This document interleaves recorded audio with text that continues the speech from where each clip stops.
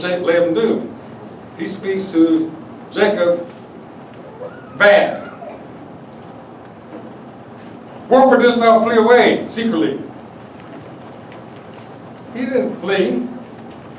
It was time to go. How did he get in that affliction? Listen to God. God said it's time to go. And he obeyed God's voice and got another affliction as a result of it. And did not tell me that I might have sent thee away with mirth. Well, Laban, you chased him 7 days. Why not bring the mirth with you and give it to him then? Part of affliction sometimes is having people tell you what they would have done.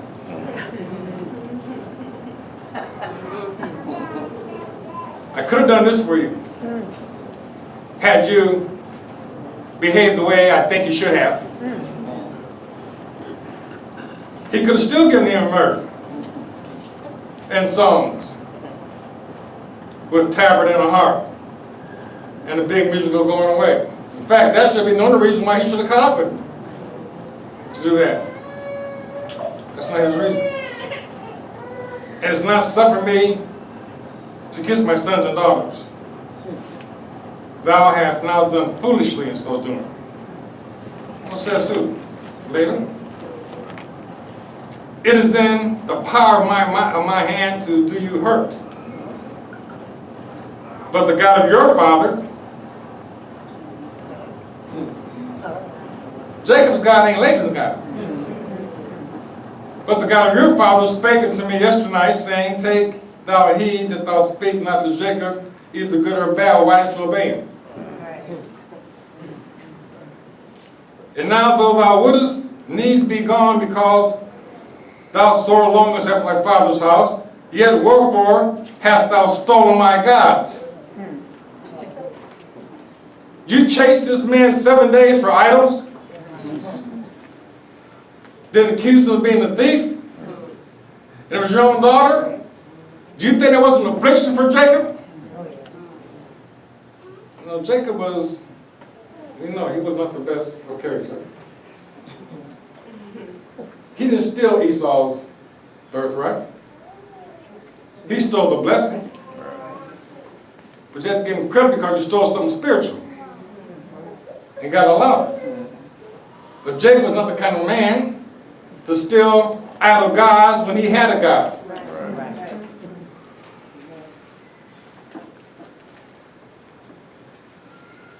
And Jacob answered and said to Laban, because I was afraid. For I said, peradventure thou wouldest take by force thy daughters from me. What's Jacob saying? He said, I looked the way I did it because I don't trust you. I had reason not to trust you, which you were going through the commandments. With whomsoever thou findest thy God, let him not live.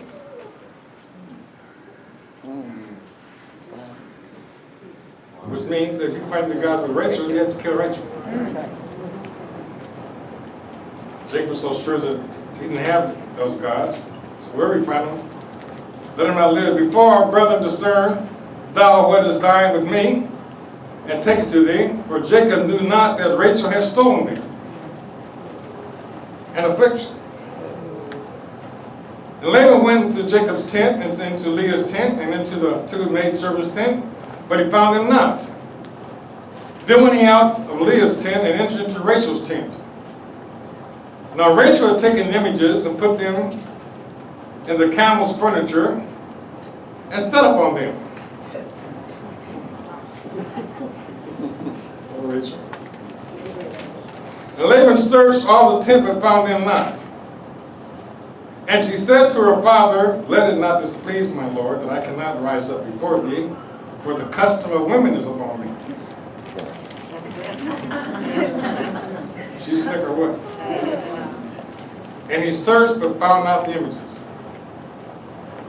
And Jacob was wroth and told with Laban. And Jacob answered and said to Laban, what is my trespass? What is my sin? Affliction many times is having somebody pursue hotly after you, and you're wondering, what did I do to them? Yes. had this attitude with me? What have I done? That's what Jacob was saying. He said, what's my trespass? What is my sin? Part of being afflicted is being accused of trespassing sin you had nothing to do with. And you find yourself searching yourself. And you lose sleep sometimes.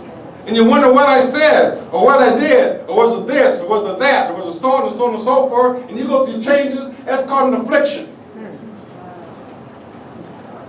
Only to come to the end of it and realize you didn't do anything. At all. You might say, affliction, straight up,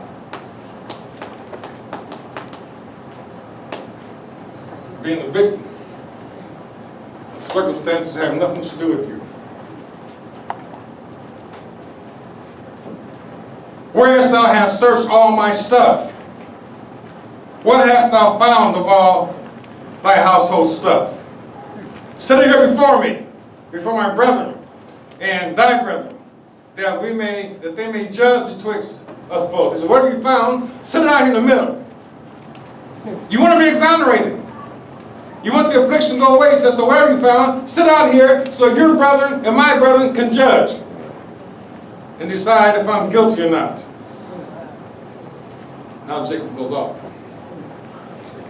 This 20 years have I been with thee. Thy ewes and thy she-goats have not cast their young, and the rams of thy flock have I not eaten.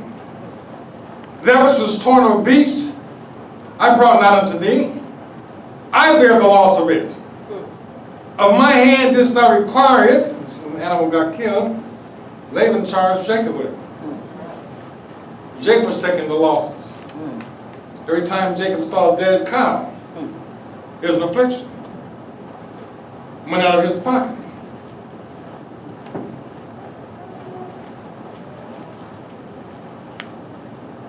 That which was torn of beasts I brought not unto thee. I bear the loss of it. Of my hand didst thou require it, whether stolen by day or stolen by night, whether it was stolen when I was around, when I wasn't around, or if it was stolen when I was awake or asleep, you still charge me for it. Was that fair? No, affliction is being the victim of things unfair that you have nothing to do with. Thus I was in the day, the drought consuming, hot land, and the frost by night. I'm burning up in the daytime, watching your cattle, and being accused for the ones that got killed or wandered away, or whatever happened to them. And I was out of it in the frost. When it gets cold over there, it does. That's why I can't buy that December 25th birthday of Jesus. Shepherds out watch their flock, watch their sheep by night. The longest they stayed out was October 15th, and that's the longest they stay out to this day is October 15th. And the angels appeared to them in their fields by night while they're watching their flock. So it shows you it was nowhere in December because it was too cold. It was more than likely getting cold in October. And my sleep departed from mine eyes. Anybody lose sleep because of affliction? Yes. That's when the first thing is taxed. Is your sleep and your appetite. I've been saying for years to you, it attacks your appetite one of two ways. It either goes down or goes way up. One or the other. Either you find yourself eating all the time to try to eat away your affliction. They call it comfort food. Makes you feel better. Just so happens that comfort food is usually pretty fattening. You know? Chocolate. Twixes. Used to be Reese's Cups. They got replaced. Thus have I been 20 years in thy house. I served thee 14 years for thy 2 daughters. You let Jacob know, or let David know that, I didn't steal your daughters away. I worked for them. Don't forget that fact. And 6 years for thy cattle, and thou hast changed my wages 10 times. Affliction, Yeah. Some of you got jobs. You got an apartment, you got a place to live. Then the job changed your hours and afflicted you. And you go from month to month wondering how I'm going to pay my rent. And wanting and needing more hours. And others who don't need the hours, who live with their parents or whatever, or live with somebody else, they're getting 40 hours a week, and yours has been cut in half. Affliction. Had nothing to do with you. But you're in the middle of it. It affects your sleep, it affects your whole life, it affects your whole attitude. You're going through something. You can't really even talk about it because number one, nobody wants to hear. Number two, you're not sure how to express it anyhow. It's like you're a crybaby. Like you're just a whiner. You got a real serious problem. It's a legit problem. Except the God of my father, the God of Abraham, and the fear of Isaac have been with me, surely thou hast sent me away now empty. He's reading the right act to the lady. He's saying, never mind the fact I worked 6 years for the cattle and 14 years for your daughter. You being the kind of person you were who changed my wages 10 times and charged me for all the cattle you lost, you would have sent me out of your house empty. That's why I didn't tell you. That's why I ran. I had to come out here with something. And you've proven to me to be the kind of man who would make sure I came out with nothing, but still there's an affliction I having to break away. You don't just leave. It's on your mind first. He had to plan his getaway. I mean, a man who possesses things that Jacob possessed at this point, getting away was not just a matter of walking out the door. You got to make plans. Then there's all those what ifs. The what ifs to kill you. Yes. You know? The hows will kill you. The supposes will kill you. That's the thing that makes an affliction, is all the variables that are unknown that you got to factor in, and many times they don't even happen. That's right. But it still had a real effect on you. As if they did happen. You plan for them. God hath seen mine affliction. Like he did with Leah. It says God saw Leah's affliction. God saw Jacob's affliction. God sees your affliction. Whatever you've been going through walking with God, God's seen it all. And he's never added to it. He's never made it worse than what it was. All God has done was try to cause you to conceive and bring forth a solution to your affliction. I can't take it away, but I can make it bearable. I will not put upon you any more than you're able to bear, and therefore with your affliction, I'm not going to add to it, but I'll try to soften the affliction.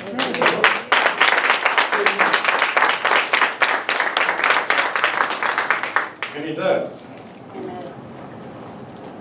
God has seen mine affliction and the labor of my hands, and rebuked thee. So this makes it very clear what God did to you the night, Laban. He rebuked you because he knows your heart, the kind of person you are. And God warned you not to speak to me either good or bad, and to be gentle with me. And you came and did the opposite thing. That was a rebuke from God. He's really, you take it a step further. He's saying to Jacob, saying to Laban, he said, and God's going to get you for it. And Laban answered and said unto Jacob, these daughters are my daughters. What's that? Affliction. No, they're not. Right. But he thinks they are. And affliction is being the victim again of what somebody thinks is wrong. Follow me? Yeah. And these children are my children. And these cattle are my cattle. And all that thou seest is mine. And what can I do this day unto these my daughters, or unto the children which they have borne? Now therefore come thou, let us make a covenant.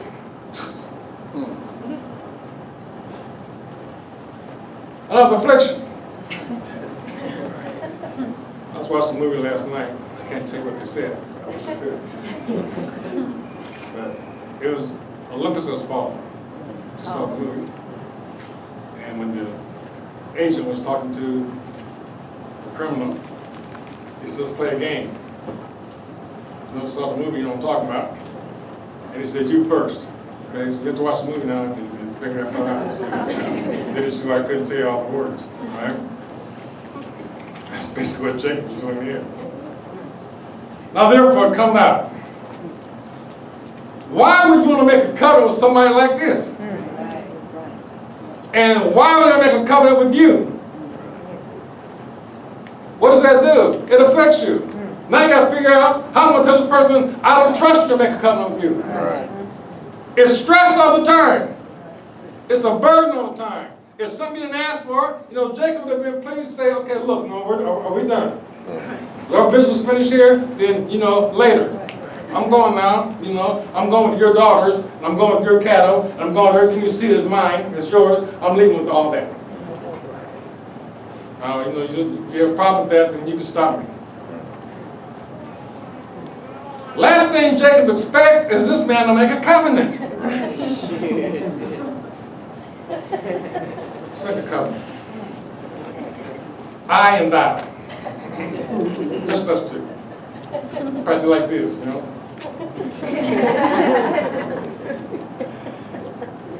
And let it be for a witness between me and thee. And Jacob took a stone and set it up for a pillar. And Jacob said unto his brethren, gather stones. And they took stones and made a heap. And they did eat there upon the heap. And Laban called it Jacob Sehah Dutha. But Jacob called it Gilead. And Jacob said, this heap is a witness between me and thee this day. Therefore was the name of it called Gilead, the witness. And Mizpah, for he said, the Lord watched between me and thee when we were absent. Not from others, not from here? Figured y'all laugh. Y'all been in church a long time. Typical Sunday school dismissal prayer is, may the Lord watch between me and thee while we're absent, one from another. In Jesus' name, amen. It's a prayer of thieves. It's a prayer between two men who don't trust each other. It says, you don't trust me, and I don't trust you. May the Lord watch. Not over me and you. May the Lord watch between me and you. Right.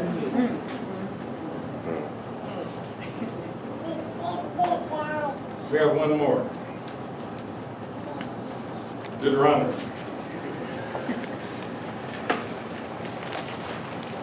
I know where that prayer came from.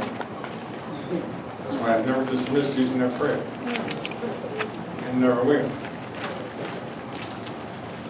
Prayer in church as a dismissal prayer means I don't trust none of you. That just don't sound right. Deuteronomy 26.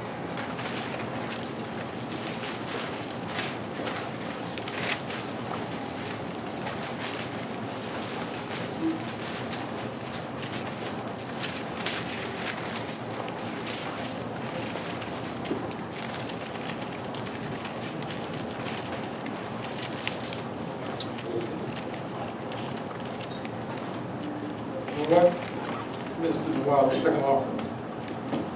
I'll close the message out with this 26th chapter after an offering.